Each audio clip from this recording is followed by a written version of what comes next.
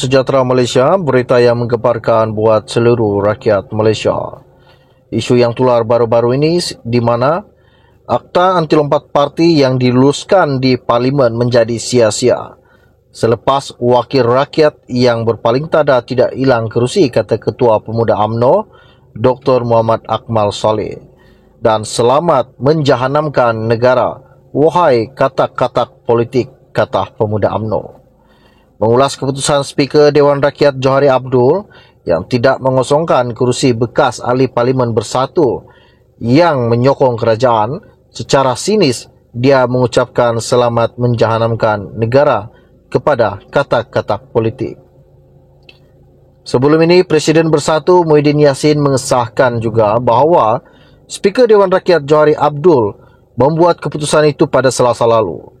Johari juga telah memutuskan tidak berlaku kekosongan kerusi yang disandang Syed Abu Husin Hafiz Syed Abdul Fasal, Bukit Gantang, Zahri Kecik, Jeli, Muhammad Azizi Abu Naim, Gua Musa, Iskandar di Zulkarnian Abdul Khalid Kuala Kangsar, dan Dr.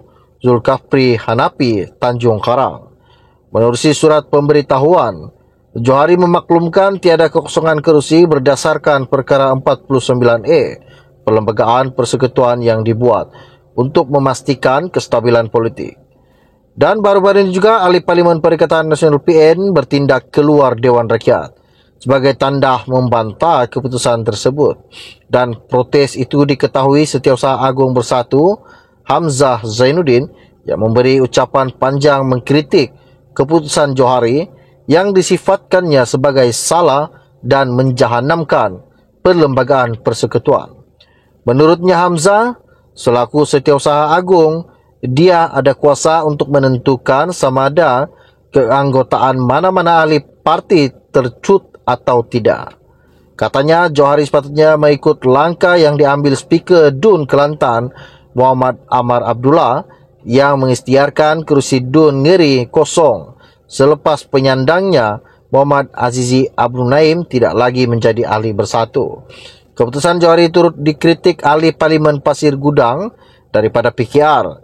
Hasam Karim menyatakan Speaker memutuskan berdasarkan kepentingan politik kepartian yang gagal menghormati asas kedaulatan undang-undang dan keluhuran perlembagaan.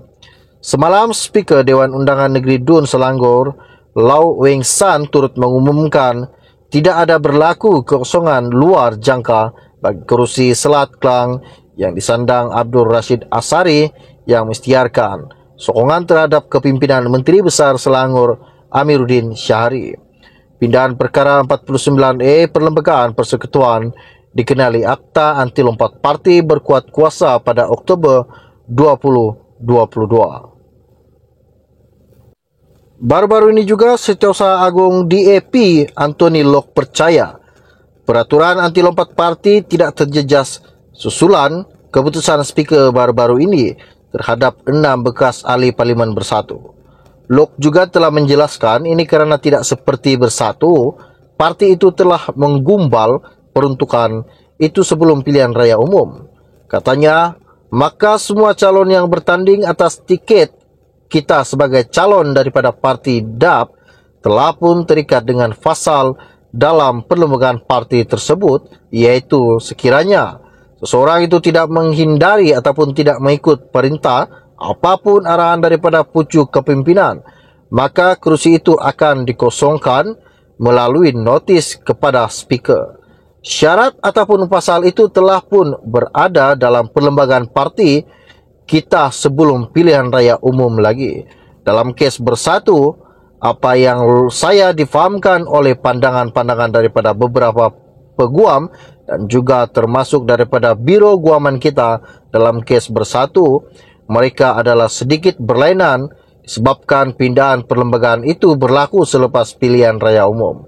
Katanya Lok pada sidang media di Parlimen baru-baru ini. Speaker Dewan Rakyat Johari Abdul juga telah menolak permintaan Bersatu untuk memecat 6 ahli Parlimen yang dilucutkan keahlian parti mereka selepas gagal mematuhi peraturan terkini. Peraturan itu sama seperti yang dilaksanakan oleh DAP, Amanah dan UMNO yang menghukum ahli parlimen yang berpaling tada dengan melecutkan keahlian mereka. Dalam surat Johari yang dilihat oleh Malaysia kini, Speaker berhujah peraturan bersatu bertentangan dengan Perlembagaan Persekutuan dan peraturan parlimen yang menjamin kebebasan ahli parlimen untuk bersuara, berdebat dan mengundi. Sementara itu juga, percanggahan dalam perlembagaan membolehkan 6 bekas ahli parlimen bersatu terus mengekalkan kerusi masing-masing di Dewan Rakyat, kata seorang peguam terkenal. Pada masa yang sama, Muhammad Hanif Khatri Abdullah turut mempersoalkan mengapa semua 222 ahli Dewan Rakyat tidak melihat percanggahan itu sebelum meluluskan perkara 49A Perlembagaan Persekutuan 2 tahun yang lalu. Peguam itu menegaskan juga kewaspadaan di pihak ahli parlimen terbabit sepatutnya boleh memastikan pindaan perlembagaan berkenaan dapat menangani isu 6 ahli parlimen bersatu yang memberikan sokongan kepada Perdana Menteri Anwar Ibrahim. Kata peguam, ada satu sebelah susah dalam perkara 49A itu menyatakan seseorang ahli parlimen akan berhenti menjadi ahli parlimen jika dia meletakkan jawatan atau berhenti menjadi ahli bagi parti politik menjadi tiket dia bertanding dan menang dalam sesebuah pilihan raya. Bagaimanapun, menurut Hanif Khatri, dia juga menyatakan seorang ahli parlimen tidak boleh terhenti menjadi anggota Dewan semata-mata kerana dipecat daripada parti politik. Program itu juga berkata, peruntukan perlembagaan semasa menyatakan tindakan ahli parlimen sukarela meninggalkan parti akan menyebabkan dia kehilangan kerusi tersebut. Bagaimanapun, kerusi ahli parlimen terbabit tetap kekal jika tindakan tersebut menyebabkan keahliannya dipecat. Bersatu semalam menghantar pemakluman bertulis kepada Yang di-Pertua Dewan Rakyat Johari Abdul bahawa 6 ahli parlimen yang menyatakan sokongan kepada Anwar tidak lagi menjadi ahli terbabit. Seperti mana yang telah saya sampaikan kepada anda sebentar tadi, ada 6 MP yang telah melanggar peraturan-peraturan parti.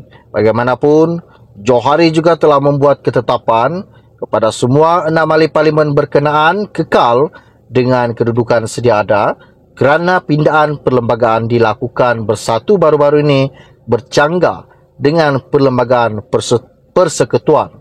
Itu yang dikatakan oleh Johari Abdul. Sekian info ringkas dari saya untuk anda.